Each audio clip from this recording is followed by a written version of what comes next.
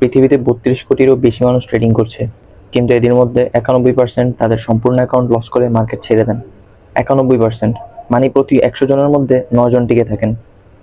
আমি নিজেও ওই ৯১%-এর মধ্যেই ছিলাম। আমার $৫,০০০ সেভিংস একটা ট্রেডেই শেষ হয়ে গিয়েছিল। সেটা পারফেক্টই ছিল, কিন্তু এন্ট্রি পারফেক্ট ছিল না। কিন্তু তারপরও অ্যাকাউন্ট জিরোই হয়ে গেল। কারণ ছিল একটাই, রিস্ক ম্যানেজমেন্ট জানতাম না। দেখুন, বাংলাদেশের প্রায় সমস্ত ইউটিউবাররাই শুধু এন্ট্রি শেখায়, ব্রেকআউট স্ট্রাকচার শেখায়, অর্ডার ব্লক শেখায়, এফভিজি শেখায়, কিন্তু কেউ কখনো বলে না আপনার ফান্ড কীভাবে ম্যানেজ করবেন। আর এই কারণেই হাজার হাজার ট্রেডাররা প্রতিদিন তাদের অ্যাকাউন্ট জিরো করছেন। আইসিটি শিখেও, স্মার্ট মানি শিখেও, কারণ শুধু এন্ট্রি জানলেই হয় না, অ্যাকাউন্টকে বাঁচিয়ে রাখতে জানতে হয়। আজ পর্যন্ত এই দুইটি বিষয় একসাথে এত ডিটেইলে কেউ বাংলাতে শেখায়নি। আমি আজ সেটাই করব। আজকের এই ভিডিওতে আমরা দুটো বিষয় শিখব। প্রথমত, সঠিক রিস্ক ম্যানেজমেন্ট, ফান্ড কীভাবে 2 ভাগে ভাগ করবেন, প্রতিটি ট্রেডে কত % রিস্ক নেবেন এবং অ্যাকাউন্টকে কখনো জিরো না হতে দেওয়ার টেকনিক। দ্বিতীয়ত, 3 ধরনের ICT entry model: direct entry, confirmation entry এবং সবচেয়ে high probability double confirmation entry. তো চলুন শুরু করা যাক। প্রথমে আসি রিস্ক ম্যানেজমেন্টের সবচেয়ে গুরুত্বপূর্ণ অংশে।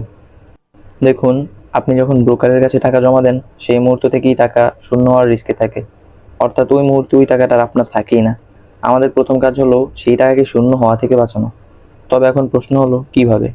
ধরুন আপনার কাছে $১,০০০ আছে। বেশিরভাগ ট্রেডার একটা ভুল করেন, পুরো $১,০০০ একটা অ্যাকাউন্টে রাখেন। এটাই সবচেয়ে বড় ভুল। আমি যা করি এবং যা আমি সবাইকে রিকমেন্ড করি, $১,০০০কে 2 ভাগ করুন। প্রথম অ্যাকাউন্টে $500 শুধু স্ক্যাল্পিং অর্থাৎ শর্ট টার্ম ট্রেড করার জন্য, এবং সেকেন্ড অ্যাকাউন্টে $500 রাখুন শুধু সুইং ট্রেড অর্থাৎ লং টার্মের জন্য, যখন আপনি খুব ব্যস্ত বা ঘুমাচ্ছেন বা অফিসে আছেন বা কোনো ইভেন্টে আছেন। এই স্ট্র্যাটেজি বুঝতে আমার অনেক বছর লেগেছে। আজ আপনাদের বলছি কারণ চাই না যে আপনাদেরও সেই ভুল হোক। তো চলুন এইবার যাই রিস্ক পার ট্রেডে। প্রতিটি ট্রেডে আপনি কত % রিস্ক নেবেন? উত্তর হলো সবসময় 1%।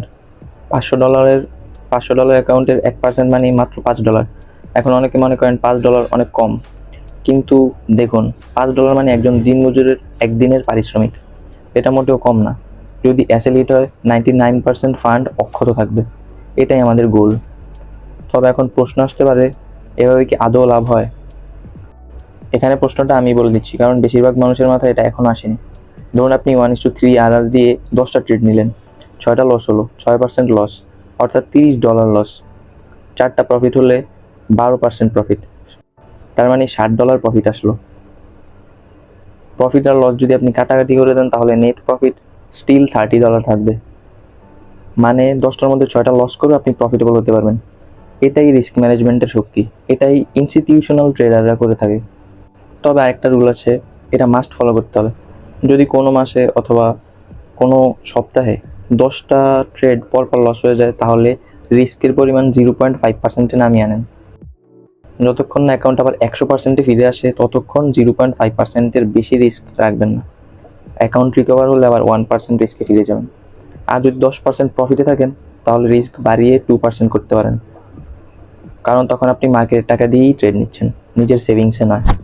এটাই সম্পূর্ণ রিস্ক ম্যানেজমেন্টের ফ্রেমওয়ার্ক। যদি আপনি এই পর্যন্ত ভিডিওটা দেখে থাকেন, এখনই কমেন্ট সেকশনে লিখুন I am managing my risk, যাতে আমি বুঝতে পারি আপনি সত্যিকারের এই বিষয়গুলো শিখতে চাইছেন। তো চলুন এবার এই সবচেয়ে গুরুত্বপূর্ণ অংশে, আইসিটির এন্ট্রি মডেলগুলো। একটা কথা মনে রাখবেন, 1 মিনিটের চার্ট দেখে ইম্পালসিভ এন্ট্রি নেওয়া যাবে না। মার্কেটের বায়াস বুঝতে হবে। উইকলি, ডেইলি, 4 আওয়ার, 15 মিনিটস এই টাইম ফ্রেমগুলো মিলিয়ে এন্ট্রি নিতে হবে। তাহলে চলুন শুরু করি। প্রথমটা হলো ডিরেক্ট এন্ট্রি। এটাকে রিস্কি এন্ট্রিও বলা হয়। এর জন্য মাত্র দরকার 2টি জিনিস: breakout structure plus order block. উদাহরণস্বরূপ, ধরুন মার্কেট বুলিশ ব্রেকআউট স্ট্রাকচার দিল, তারপর একটা ওবিতে পুল ব্যাক করলো, সেই ওবি থেকে আবার নতুন ব্রেকআউট স্ট্রাকচার দিল, ওই যে ওবি থেকে ব্রেকআউট স্ট্রাকচার দিল, ওই ওবিতেই ডিরেক্ট এন্ট্রি নিতে পারেন। কিন্তু এখানে একটা সমস্যা আছে, ওবি সবসময় কাজ করে না। অনেক সময় মার্কেট ওবি ভেঙে নিচে চলে যায়। তাই যারা ইতিমধ্যে অনেকে লসে আছেন বা লসই করতেছেন, এই এন্ট্রি আমি আপনাদের জন্য রিকমেন্ড করি না। দ্বিতীয়টা হলো কনফার্মেশন এন্ট্রি। এখানে দরকার 3টা জিনিস: breakout structure plus order block plus change of character. Direct এন্ট্রিতে অর্ডার ব্লক ফেল হওয়ার সমস্যা ছিল, কনফার্মেশন এন্ট্রিতে আমরা সেই সমস্যা সলভ করব। কীভাবে? মার্কেট ব্রেকআউট স্ট্রাকচার দেওয়ার পর অর্ডার ব্লকে এলেই সরাসরি এন্ট্রি নেব না, অপেক্ষা করবেন সেই অর্ডার ব্লকের ভিতরে একটা চেঞ্জ অফ ক্যারেক্টার, মানে মার্কেটের মুভমেন্ট যেন চেঞ্জ হয় সেই দিকটা দেখতে হবে। চেঞ্জ অফ ক্যারেক্টার হওয়ার পরেই চেঞ্জ অফ ক্যারেক্টারের লোতে একটা নতুন অর্ডার ব্লক তৈরি হবে, সেই নতুন অর্ডার ব্লকে পুল ব্যাক করলে তখন এন্ট্রি নেবেন। এটা ডিরেক্ট এন্ট্রির চেয়ে অনেক বেশি নির্ভরযোগ্য। তৃতীয়টা হলো ডাবল কনফার্মেশন এন্ট্রি। এটা সবচেয়ে হাই প্রবাবিলিটি এন্ট্রি। এখানে আমরা মাল্টিপল টাইম ফ্রেম ব্যবহার করব। 4 আওয়ার থেকে 15 মিনিটসে যাবো, 15 মিনিটস থেকে 1 মিনিটে শিফট হবো।